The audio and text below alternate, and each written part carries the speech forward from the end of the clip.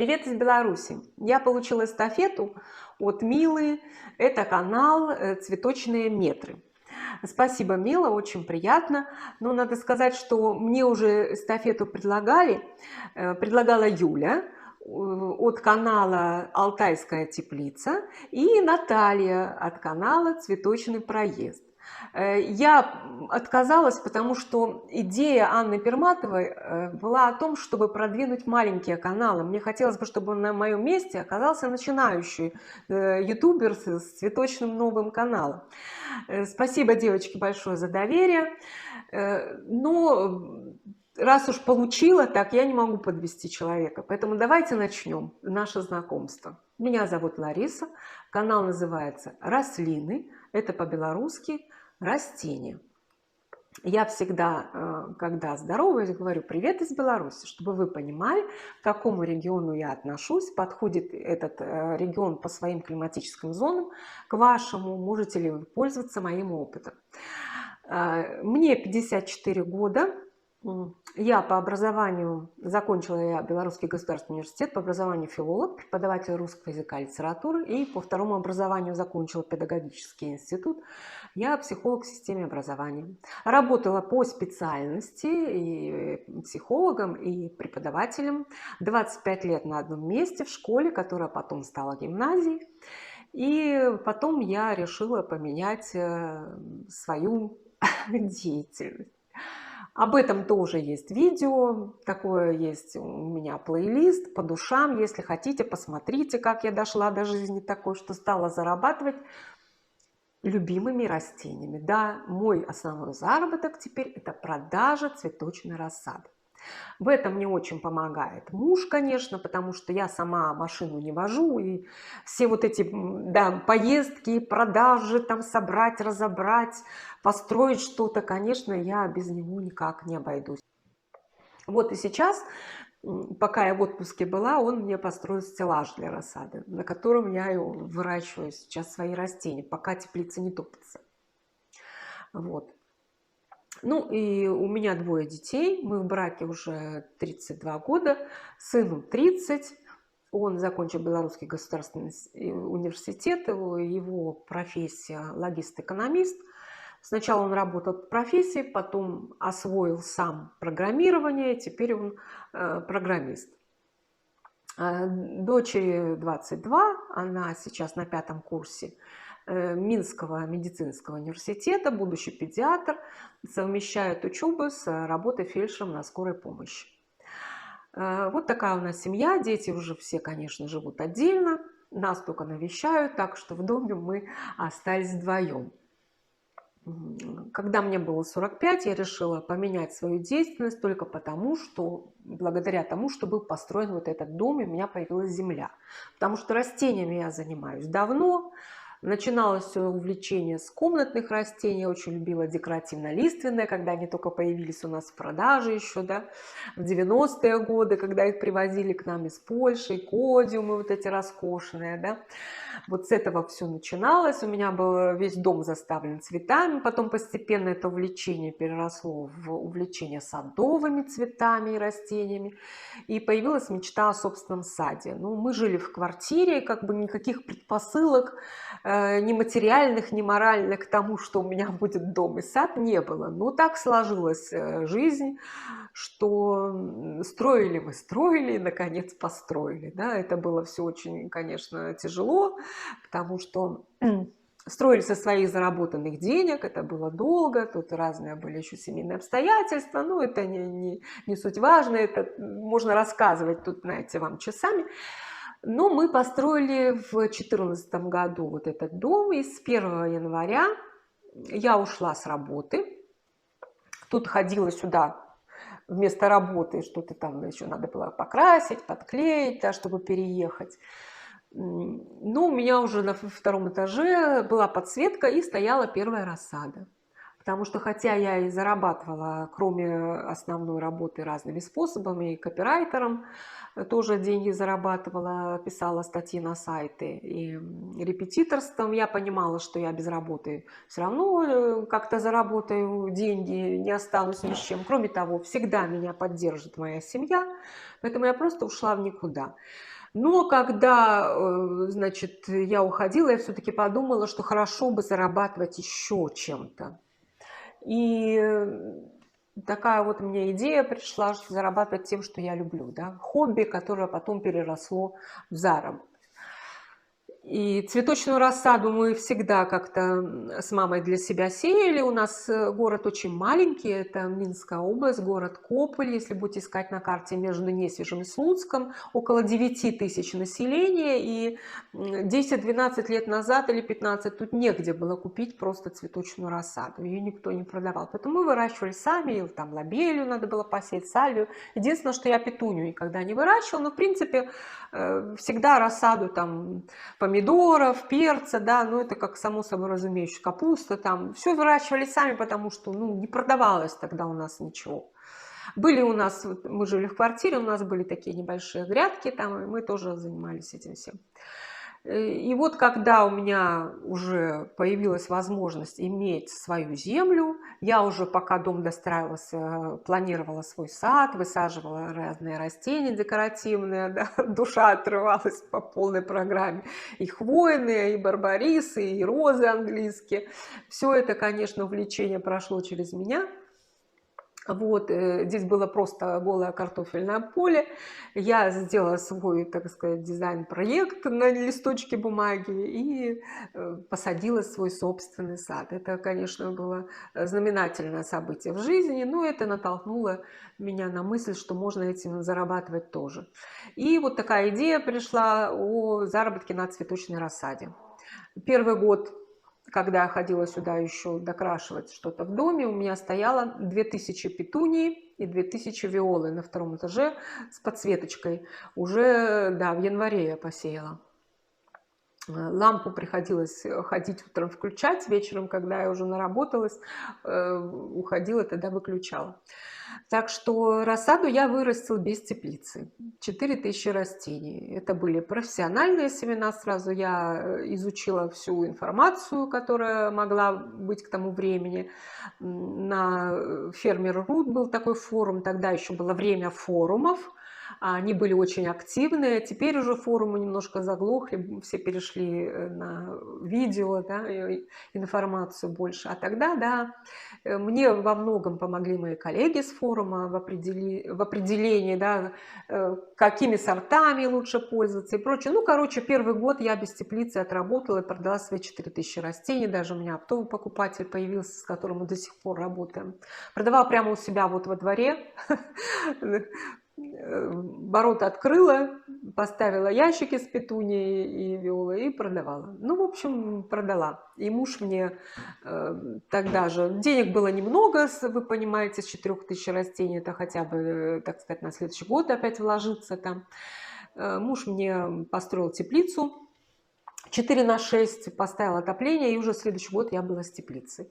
Потом я заработала уже на вторую такую же теплицу, мы ее пристроили. В общем, потом я стала заниматься горшечными растениями.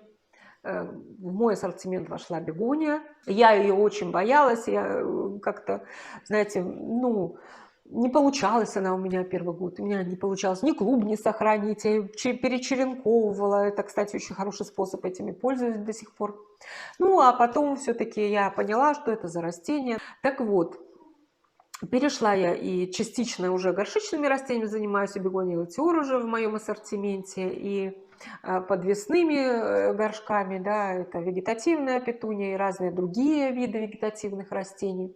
Ну, а также многолетники. Ну, последние я года 3 только ими занимаюсь. Еще надо, конечно, обкатать технологии в моих условиях, да, как что лучше сделать, но какой-то уже доход они мне приносят. Но теперь пришла очередь развеять миф какой-нибудь. Я так подумала, решила, что развею миф о том, что каждый может выращивать растения. Нет, не каждый. Мы знаем с вами, что информации очень много теперь в интернете, да, но у одних получается, а у других не получается. Ко всему нужно иметь склонности и способности. Давайте об этом честно говорить. Вот я, допустим, не могу быть швеей. Или там, как у нас в деревне говорили, да, не вядуцца у меня свиньи, то дохнуть, то хвореют. Ну вот не ведется у человека живность, да, вот нет к этому. Вот куры и утки хорошо идут, а свиньи нет.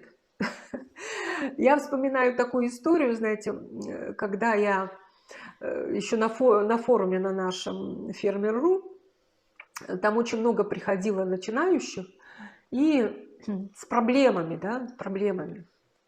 И вот я помню, была какая-то такая ветка, что одна все время стучалась в форуме. Ой, петуния там пожелтела, я ее полила вот этим, вот этим, вот этим. Так, завтра пишет. Ничего не помогает, и еще и пролила вот этим, вот этим, вот этим. Ой, стала падать, петуния пишет, помогите, спасите. Потом, а у нас было много мужчин на форуме, потому что, ну, мужчины очень часто занимаются цветоводством, у них это хорошо тоже получается, они на этом умеют зарабатывать. И кто-то из мужчин ей написал: слушайте, может, вам лучше пойти цыплят выращивать? И действительно, если ты не понимаешь, что твоему растению нужно, а его каждый день вводишь в стресс и заливаешь его, то лучше, может быть, действительно чем-то другим заниматься. Надо все равно понимать, что нужно растению. Надо взаимодействовать с этим растением. И даже когда ты с растением у тебя все получается, все равно есть какие-то растения, с которыми ты больше взаимодействуешь, они у тебя лучше выходят, а есть те, которые у тебя не получаются. Да? Вот каждый из нас, а мы все тут с вами цветоводы, знает, что есть любимые растения, а есть те, которые тебе не очень нравятся. Вот. Так что нет, не каждый может заниматься выращиванием растений. Есть цветоводы по неволе, которые, вот у нас, допустим, город маленький, у нас в основном частный сектор. И если ты живешь в своем доме, то ты вынужден заниматься и огородом, и садом, даже если тебе это не нравится. Ну а как по-другому? Даже газон вырастить, понимаете, вырастить газон может быть даже сложнее, чем цветник какой-то. И это действительно хороший газон, он стоит множество усилий. То есть это не так все просто, и к этому нужны способности. Но иногда наши задатки и способности можно развивать при помощи длительного опыта. Поэтому даже если у вас не получается, не получается, вы можете все равно своей настойчивостью, потратив много времени, добиться какого-то результата. Ну и последнее, ради чего это все затевается, да, наша вот с вами эстафета, это передать дальше эстафету 3 каналам. На самом деле я бы хотела передать эстафету большему количеству каналов, но раз ограничилась 3, значит, первый канал я хочу передать эстафету Наталье, с которой мы еще с форума Фермер.ру знакомы, то есть уже около 10 лет. Это замечательный канал «Рассада в Геленджике». Он не совсем начинающий, но мне кажется, что Наталья и ее канал заслуживают большего количества подписчиков. Там очень много замечательного материала по выращиванию растений, по обработке от вредителей. Наталья еще молодая, да, она выращивала растения и детей одновременно, все это. У нее уже на участке не просто теплицы, а целый такой питомник, который называется «Анютины глазки». Все это построено с душой, с любовью. Посмотрите, как это все делается, какая у нее аккуратная тепличка для посещения, да, со стеллажиками, все стоит рядочками. Ну, в общем, мне очень нравится, как Наталья все рассказывает. Она уже опытный очень цветовод. Заходите, посмотрите на ее канал. Особенно те, кто живет в таких странах, подходящих по климату. Так что, Наталья, большой привет. Второй канал, я вас отправлю опять за границу, это канал из Латвии «Мои 25 суток». С Людмилой мы тоже давно знакомы. Она занимается заработком тоже на растениях, выращивает цветы тоже горшечные в подвесных кашпо, очень красивые у нее получаются они. Она занимается овощами. И еще одно интересное направление, мне кажется, теперь, которое должно быть вот в тренде последних лет, это зелень. Вот она занимается профессионально выращиванием и продажей зелени, и на этом зарабатывает. Она очень скромный человек, боится себя показывать, но опыт ее может вам пригодиться, потому что климатические условия Латвии, вот, допустим, Беларуси, европейской части России, они очень похожи. Так что заходите на канал к Людмиле и посмотрите, как она особенно красивая, у нее балконы, ну такие роскошные. Вы увидите по заставке на видео, какие у нее, да, бывают и пеларгонии, и петунии на балконе, ну просто картинка из журнала. Ну и последний канал. Лично я с владелицей канала не знакома. Я нашла его не очень давно, но подписана. Это канал, называется он Марина Габриолини. Канал ведется на русском языке, и он от человека, профессионала, от ландшафтного дизайнера. И что самое интересное, почему я подписалась, потому что это канал из Англии, из Великобритании. Мы вместе с Мариной можем с вами посещать английские сады, английские садовые центры. Вот моя любовь, я всегда с ней хожу там, да, смотрю ее глазами на то, что там продают, как это все подается покупателю, да, какой ассортимент в какое время года бывает. Да, конечно, мы несколько не совпадаем по климату, но даже прогулка с Мариной вместе по английским садам, это настолько прекрасно вообще все со специалистом, который вам все расскажет, покажет. Канал этот небольшой, но очень ценный для нас, потому что я помню еще времена, когда мы смотрели английские детективные сериалы, чтобы только видеть там вот эти английские садики, да, маленькие и большие, чтобы насладиться вот этими видами. А тут вам человек просто целый канал вот таких прекрасных видео об садоводстве в Англии. Ну, англичане, вы знаете, там каждый второй садовод, а может быть и каждый первый. Так что посетите каналы, которые я вам рекомендую. Возможно, вы найдете для себя какой-то еще тоже любимый канал и на него подпишитесь. Спасибо, что были со мной. Но у меня на сегодня все. И не забывайте, что на территории России за просмотр видео ютубер ничего не получает.